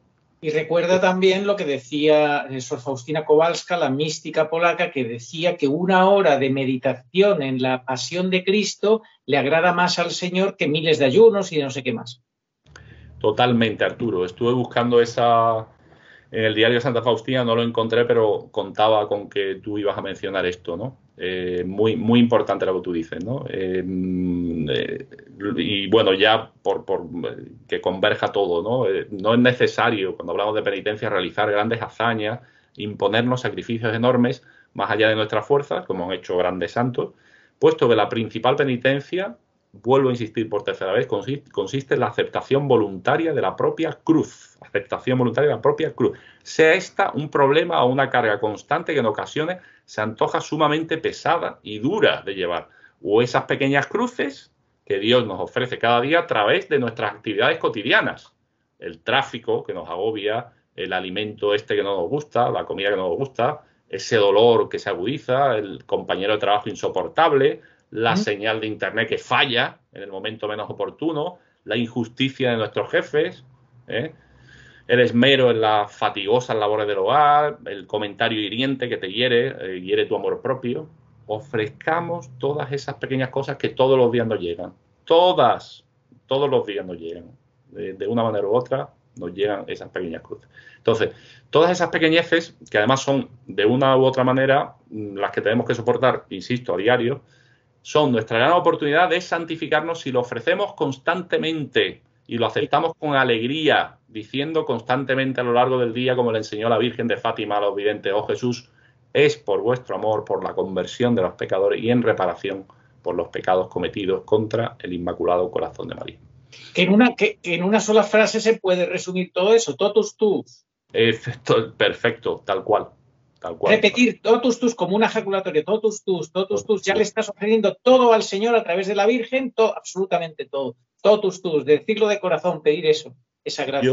Hay una ejaculatoria que a mí me gusta mucho, que es creo que está en proceso de beatificación, ya es beata, benigna consolata, ¿no? Que es la que dice: Jesús, María, os amo, salvar las almas. Sí. Yo a veces cuando me viene el Espíritu Santo a ayudar, la digo cuando voy por la calle, estoy viendo así grupos humanos un poco así, en fin, turbios, pues las digo, ¿no? Estoy en mi trabajo, en el gimnasio, en fin. Bueno, vamos a terminar con una frase de Fulton Sheen, el gran obispo que debería haber sido ya beatificado. Se ha beatificado a un señor como a Angelelli, sabemos, el ya beato, y no se ha beatificado a Fulton Sheen. Esto es signo de los tiempos. Un hombre que convirtió, un santo obispo que convirtió a decenas de miles de americanos al catolicismo. A decenas de miles. Yo lo diría con otras palabras, Pablo. Como hemos dicho antes, estamos en el 675 del Catecismo del Papa Juan Pablo II. Para mí es un signo de la impostura religiosa en la que estamos. En la no beatificación de Monseñor Fulton Sheen. Sigue. No beatificación, efectivamente. No, increíble. Pues estaba todo preparado para ello. Exactamente. La no beatificación de Monseñor Fulton Sheen es un signo clarísimo, uno más de los muchos que hay constantemente, de la gran impostura religiosa que está ante nuestros ojos. Sigue, por favor. Pues mira, ya es la frase con la que voy a terminar. Dice Monseñor: podemos pensar en la Cuaresma como un tiempo para erradicar el mal o cultivar la virtud, un tiempo para arrancar malas hierbas o plantar buenas semillas. Está claro cuál es el mejor, porque el ideal cristiano es siempre positivo en lugar de negativo. Una persona es grande no por la ferocidad de su odio al mal, sino por la intensidad de su amor por Dios. El ascetismo y la mortificación no son los fines de la vida cristiana, son medios. Muy importante que lo tengamos en cuenta, son medios. El fin es el amor, la caridad. La penitencia simplemente hace una abertura en nuestro ego en la que puede derramarse la luz de Dios. A medida que nos vaciamos, Dios nos llena. Y es la llegada de Dios el evento importante en esta Cuaresma. Así es. Bueno, pues yo creo que ha quedado bastante claro. Ya ahora es cuestión de que meditemos, reflexionemos, oremos, que nos desapeguemos más de todo aquello que nos tenemos que desapegar, que le dedicamos excesivo tiempo, que le dediquemos más tiempo al Señor, a la oración, a la adoración, a la meditación de su palabra, a estar con el Señor, etcétera. Cada uno que haga su propio examen de conciencia y actúe movido por la gracia de Dios. Siempre recordamos, no queremos ser ni pelagianos ni semipelagianos, abiertos a la gracia de Dios, por la gracia de Dios, pues que Dios pueda hacer su obra santa en nosotros, ¿verdad, Pablo? Así es, totalmente de acuerdo, que Dios pueda hacer esta obra santa en nosotros y que esta Cuaresma, que vamos a empezar en muy poquito, pues nos sirva para efectivamente quitar esa maleza que impide que Dios pueda habitar con nosotros pues más placenteramente. Sí, agradar a Dios. Si yo todavía tratara de agradar a los hombres, ya no sería siervo de Cristo, dice San Pablo. Oye, y ya por una última cosa para terminar, ¿cómo se llaman esas cosas que se ponían los santos en el cuerpo para hacerse daño, para mortificarse? Eso, por ejemplo, las disciplinas, te estás refiriendo, ¿no? Las disciplinas tienen otro nombre que ahora no recuerdo. Tiene nombre, disciplinas. Estaban también estas camisas con pelo por dentro pero sí tiene los cilicios. Los cilicios, bien. Sí. Pues los pinchos y todo eso con cilicios. Bueno, pues leía yo, no sé quién me decía recientemente, que tu hermano es tu cilicio, el que convive contigo, a quien tienes que aguantar, tus seres queridos, son tu cilicio. Efectivamente, tal cual. Es que todo tenemos que mirarlo bajo esa perspectiva. Es lo que claro. Y además es una obra de misericordia. Es decir, una de las obras de misericordia, como sabes, es soportar con paciencia los defectos ajenos. Así es. Entonces, no se trata de buscar muchas grandes cosas, sino de enfrentar nuestra propia realidad cotidiana y sencilla de cada día con otra actitud y bueno, ojalá que podamos ir dando pasos con la ayuda de Dios. Así sea, hermano. Bueno, pues muchísimas gracias porque has hecho un trabajo excelente. Muchos suscriptores no hacían más que preguntar por ti. ¿Dónde está Pablo? ¿Ha desaparecido? Lo necesitamos, que vuelva. Yo he tenido unos meses de trabajo tremendos, pero si Dios quiere, porque creo que es importante, pues vamos, lo hemos hablado tú y yo, vamos a hacer una serie de programas. Vamos a hablar de Akita, con tu permiso. Vamos a hablar de una grandísima mística muy olvidada hoy, cuando su mensaje es... pues bueno, tiene todo que ver con lo que estamos hablando, con lo que hemos hablado hoy, que es la hermana Josefa Menéndez, que bueno, este año se va a cumplir el el centenario de su fallecimiento, ¿vale? Entonces vamos a tratar de rescatarla un poquito en la medida de nuestras posibilidades y hacer conocer. Creo que había una suscriptora argentina que nos lo había pedido hace unos meses. Vamos a hacer honor a nuestra promesa, Arturo, y vamos a hablar de la doctrina de esta hermana, de sus visiones, una mística de altos vuelos que dejó un libro maravilloso que se llama Un llamamiento al amor, que recomiendo a todos desde ya, si pueden conseguirlo. Así que bueno, vamos a hablar de Sor Josefa y hablaremos también, Dios mediante, de San José un poquito. Vamos a hacer un programa sobre San José. Y también queda anotado en la agenda el tema de la primacía de la gracia, que es sí, también muy importante. Vamos a tratar de explicarlo de la manera más sencilla posible, Arturo, porque es un concepto del que se ha discutido enormemente. Y hoy día, desgraciadamente, pues bueno, tenemos en la Iglesia mucho pensamiento semipelagiano. Y esto hay que calibrarlo muy bien y hay que afinarlo muy bien para que nos quede claro a todos cuál es la auténtica doctrina católica, que tú ya la has apuntado en estas charlas. Amén. Bueno, muchísimas gracias, Pablo, de nuevo, y que por intercesión de Nuestra Señora, la Virgen, Nuestra Señora, la pura y dolorosa de Umbe, que es la que pues últimamente pues, nos ha pedido que difundamos sus mensajes, su llamado y demás, y sus claves para entender el tiempo que vivimos, bueno, pues que por la intercesión de Nuestra Señora, en cualquier advocación, cada uno la que más le guste, pues podamos vivir una cuaresma grata al Señor y que dé frutos santos en nosotros y en muchas otras personas, respondiendo al llamado de la Virgen. Que tú lo decías en una frase que quiero rescatar, o la puedes rescatar tú, esa pregunta, para terminar. ¿Queréis ofreceros a Dios para soportar todos los sufrimientos que Él quiera enviaros como acto de reparación por los pecados con los que Él es ofendido y por la conversión de los pecadores? Con esta frase, con esta pregunta, podemos despedir este programa dando gracias a Dios por su misericordia y su gracia con nosotros, que nos sostiene, porque si no nos sostiene, no damos ni un solo paso al frente. Bendito sea Dios, gracias Señor, gracias Madre, gracias Pablo, y oh María sin pecado concebida, ruega por nos que recurrimos a vos. Hasta pronto, Pablo. Adiós. Hasta pronto y que esta charla encuentre corazones bien dispuestos por el Espíritu Santo. Amén. Amén.